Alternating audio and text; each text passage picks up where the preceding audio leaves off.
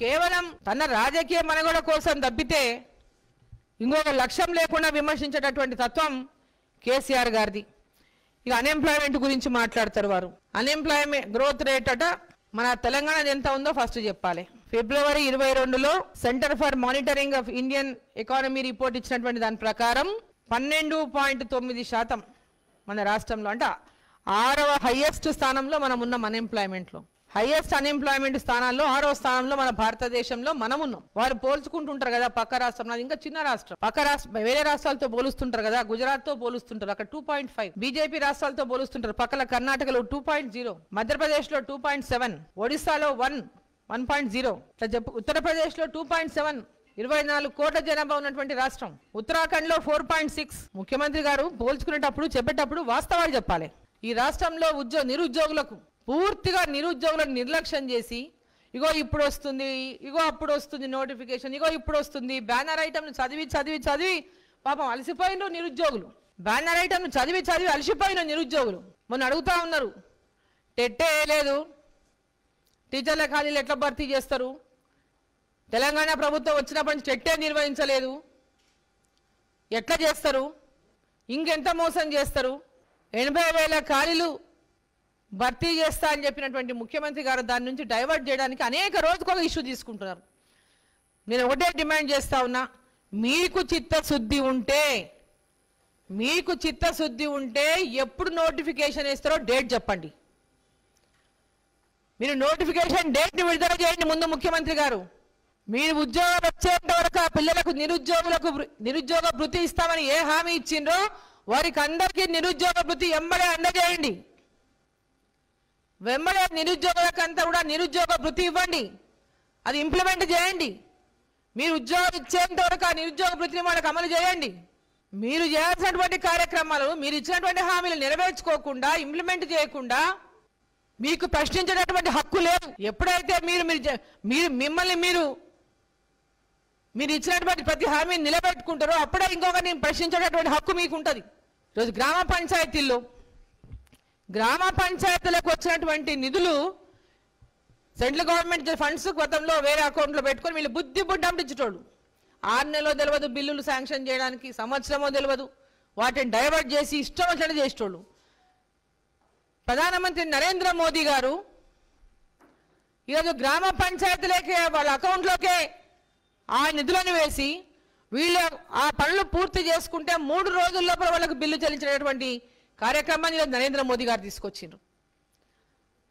నేను గ్రామ సర్పంచులందరినీ నేను కోరుతా ఉన్నా, విన్నపం చేస్తా ఉన్నా, ఇవన్నీ కూడా మీరు గమనించాల్సినటువంటి అవసరం ఉందని చెప్పి మళ్ళీ కోరుతా ఉన్నా. నేను ఈరోజు ఎన్ఆర్ఈజిఎస్ ఫండ్స్ రాష్ట్ర వ్యాప్తంగా ఎన్ఆర్ఈజిఎస్ ఫండ్స్ ఈరోజు పెద్ద ఎత్తున గ్రామాల్లో సీసీ రోడ్లు వేస్తున్నారు.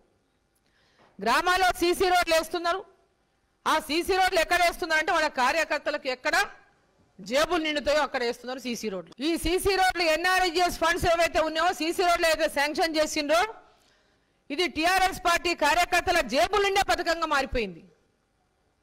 గ్రామాల్లో సీసీ రోడ్డు డెవలప్మెంట్ కోసం కాదు, ఎక్కడ ఏ గ్రామంలో ఎక్కడ అవసరం ఉంది, ప్రజలు ఏడ ఇబ్బంది పడతా ఉన్నారు అక్కడ వేసేటటువంటి విషయం కాదు. కేవలం వాళ్ళ కార్యకర్తల పొలాలకు, వాళ్ళ కార్యకర్తల ఇంటి ముందలను, వాళ్ళ కార్యకర్తలకు ఎక్కడ అవసరం ఉంటే అక్కడ వాళ్ళ జేబులు ఎట్లా నిండుతాయో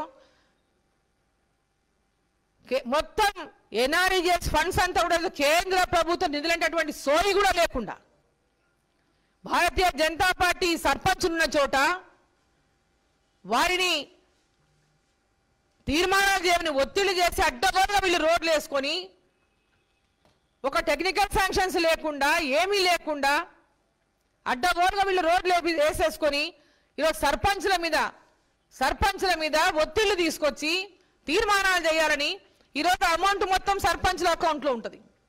అమౌంట్ మొత్తం సర్పంచ్ తీర్మానం చేసి సర్పంచ్ డ్రా చేస్తే తప్ప అమౌంట్ రాదు. రేపు వీళ్ళు చేసినటువంటి అవినీతి పనులకు రేపు ఆ సర్పంచులు బాధ్యత వహించాలని చెప్పి సందర్భంగా నేను ప్రశ్నిస్తా ఉన్నా. క్వాలిటీ లేకుండా రోడ్లేసి రేపు క్వాలిటీ కంట్రోల్ చెకప్స్ అయితే క్వాలిటీ కంట్రోల్ చెక్ చేస్తే ఆ రోడ్ల పరిస్థితి అధ్వాన్నంగా ఉంటే దానికి బాధ్యులు రేపు సర్పంచులు కావాలని చెప్పి నేను ప్రశ్నిస్తా ఉన్నా.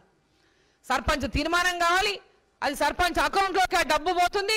ఈరోజు కార్యకర్తలు టీఆర్ఎస్ పార్టీ నాయకులు రోడ్లు వేసుకుంటారు. ఎవరైతే కార్యకర్త నారాజు ఉన్నాడో, ఎవరైతే సాటిస్ఫైగా లేరో, అసమ్మతిలో ఉన్నారో వాళ్ళ కోసం ఈ రోడ్లను ఇచ్చుకుంటూ వాళ్ళని శాంతిపరుస్తూ మీ జేబులు నింపుకోండి, ఎట్లనన్నా చేసుకోండి, బిల్లులు డ్రా చేయండి, బిల్లులు వాళ్ళు ఎట్లా చేస్తే అట్లా పని బిల్లు రికార్డ్ చేయండి అని చెప్పి అధికారుల మీద ఒత్తిడి తీసుకొస్తూ అడ్డగోలుగా చేస్తున్నటువంటి యొక్క క్వాలిటీ లేనటువంటి పనుల మీద కూడా క్వాలిటీ కంట్రోల్ ఖచ్చితంగా మరి దానిపైన చెకింగ్ చేయాలని చెప్పి సందర్భంగా నేను కోరుతా ఉన్నా. రూరల్ డెవలప్మెంట్ డిపార్ట్మెంట్ సంబంధించినటువంటి కమిషనర్ గారు కేంద్ర ప్రభుత్వానికి కూడా రాస్తాం, కేంద్ర ప్రభుత్వానికి కూడా ఈ రోడ్లన్నింటినీ కూడా క్వాలిటీ కంట్రోల్ ద్వారా వాటి క్వాలిటీని చెకప్ చేయాలని చెప్పి మేము రాస్తామని చెప్పి ఈ సందర్భంగా నేను తెలియజేస్తా ఉన్నా. అవినీతి ఎక్కడ జరిగినా వందల కోట్ల డబ్బులు ఈరోజు వృధా చేస్తామన్నా ఎట్టి పరిస్థితుల్లో చూస్తూ ఊరుకోమని చెప్పి ఈ సందర్భంగా నేను తెలియజేస్తా ఉన్నా. వచ్చింది మీడియాలో నిన్న మొన్న రోజు వస్తూనే ఉంది, మొత్తం అసైన్మెంట్ ల్యాండ్స్ పైన. అసైన్డ్ ల్యాండ్స్ ఎప్పుడు 30 ఏళ్ల కిందట, 40 ఏళ్ల కిందట, 50 ఏళ్ల కింద ఇచ్చినటువంటి అసైన్ ల్యాండ్స్ అవి. ఆ అసైన్ ల్యాండ్స్ మొత్తం ఈరోజు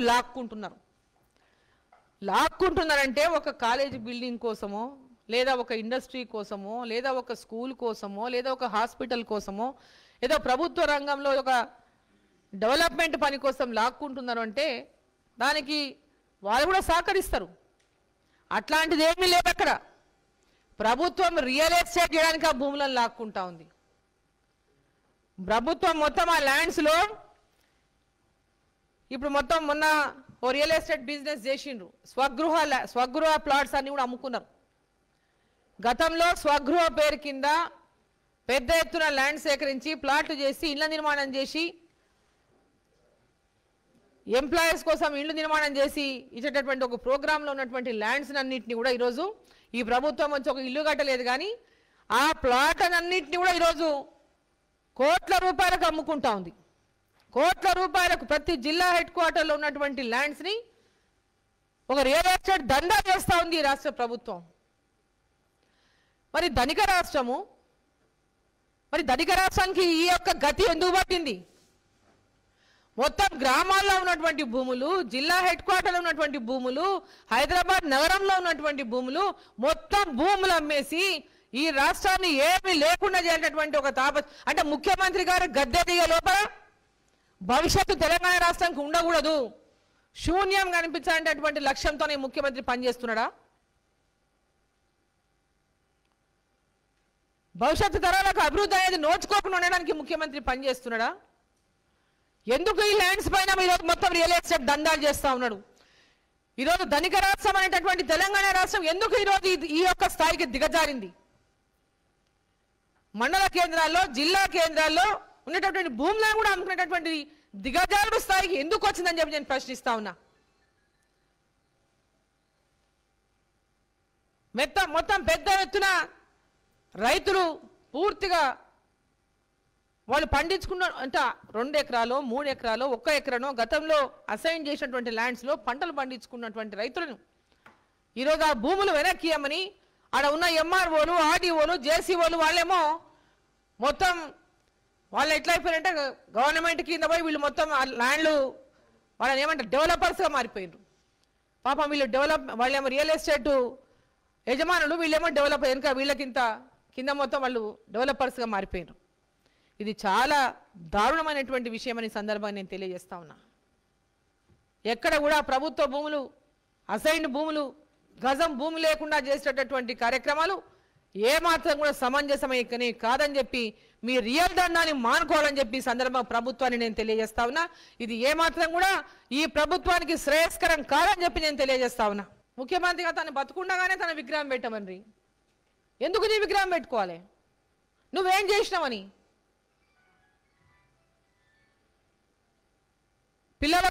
పిల్లలు ఏదైనా మొన్న ఆయన పుట్టినరోజు కట్ట అందరికి ఒక స్కూళ్ళల్లో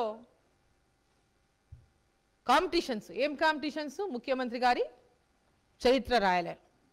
ఈయన ఎంత పెద్ద చరిత్రకారుడో చరిత్ర రాయాలని పిల్లలకు వాటి మీద కాంపిటీషను. కొంచెమన్నా సిగ్గు అనిపిస్తలేదా? ఎస్ఏ రైటింగ్ రాయాలట ఆయన మీద. ఎస్ఏ రైటింగ్ రాయాలి, ఎలక్యూషన్ కాంపిటీషన్లో పార్టిసిపేట్ చేయాలి, వారి గురించి బాగా చెప్పాలి. అరే ఇంత సెల్ఫ్ డబ్బానా? నువ్వు ఆయా తెలంగాణ తెచ్చింది? నీ వల్ల తెలంగాణ వచ్చింది? నీ వల్ల రాలే, నువ్వు దేరే. 1200 మంది పిల్లల ఆత్మలు ఘోషిస్తాయి నువ్వు తెలంగాణ తెచ్చినా అని చెప్పుకుంటే. తెలంగాణ ఉద్యమంలో పాల్గొన్న ఉద్యమకారుల యొక్క ఆత్మలు ఘోషిస్తాయి మీరు కనుక తెలంగాణ నువ్వు ఒక్కడవే తెచ్చినా అని చెప్పుకుంటే. నువ్వు తెచ్చింది ఏమీ లేదు. ఇక్కడ కూర్చొని నేను చెప్పినట్టు ఇక్కడ మైక్ మీద కూర్చొని మాట్లాడినావు, గంతే నువ్వు చేసింది. పోరాటాలు చేసిన వాళ్ళు వేరే, ప్రాణ త్యాగాలు చేసిన వాళ్ళు వేరే. ఈరోజు వాళ్ళు ఎవ్వరు అడ్రస్ లేరు.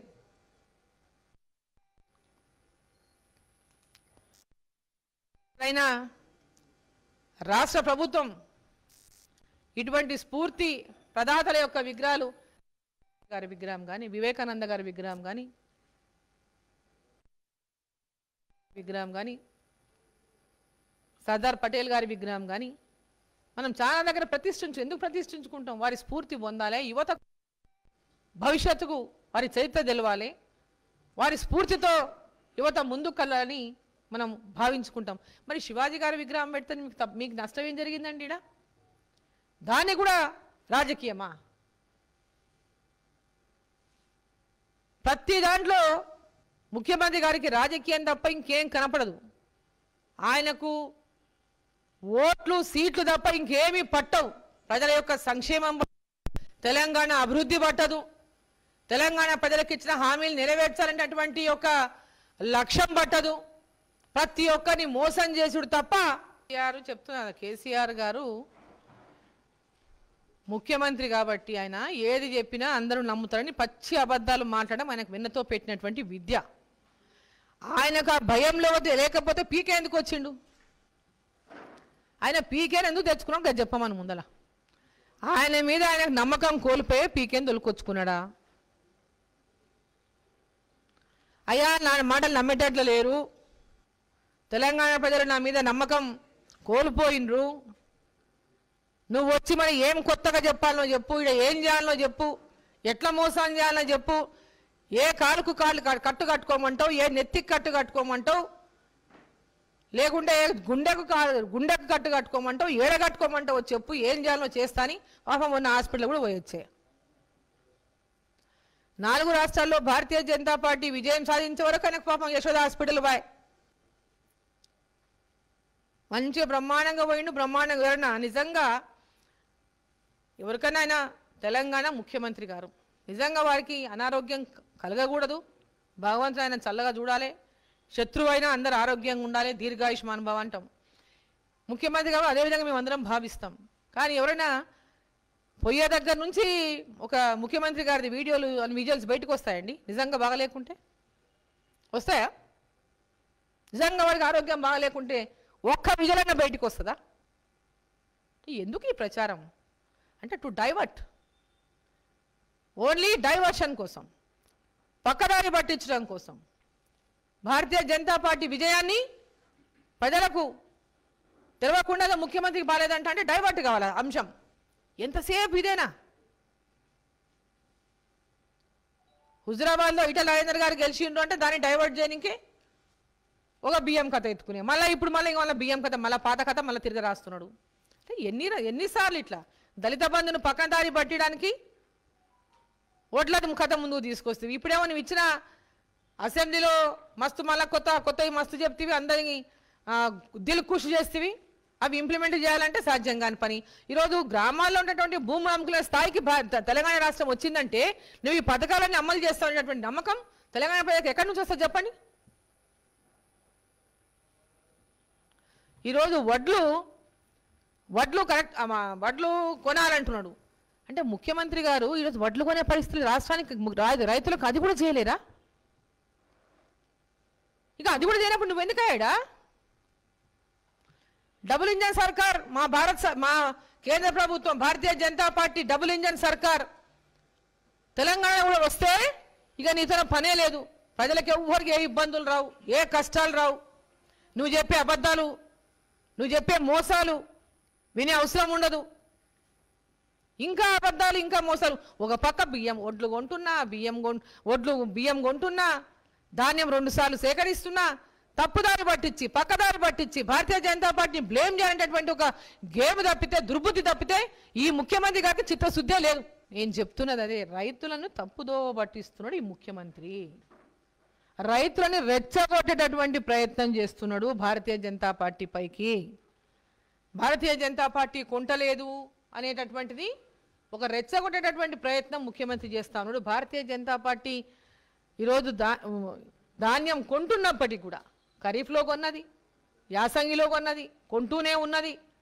అయినప్పటికీ కూడా ఈయన అబద్ధపు రాజకీయాలు చేస్తున్నాడంటే ఆయనకు చిత్తశుద్ధి లోపించింది. రైతులను సెంటిమెంటల్గా రెచ్చగొట్టి సెంటిమెంట్ ద్వారానే పదే పదే అధికారంలోకి వచ్చేటటువంటి అలవాటు ఉన్నటువంటి కేసీఆర్ మళ్ళా సెంటిమెంట్ ద్వారా ఏదో రెచ్చగొట్టేటటువంటి ప్రయత్నంలో భాగంగానే మనం భావించాల్సినటువంటి అవసరం ఉంది. హాయ్ ఫ్రెండ్స్, మా టుడే టుమారో యూట్యూబ్ ఛానల్ చూస్తున్నందుకు చాలా థ్యాంక్స్.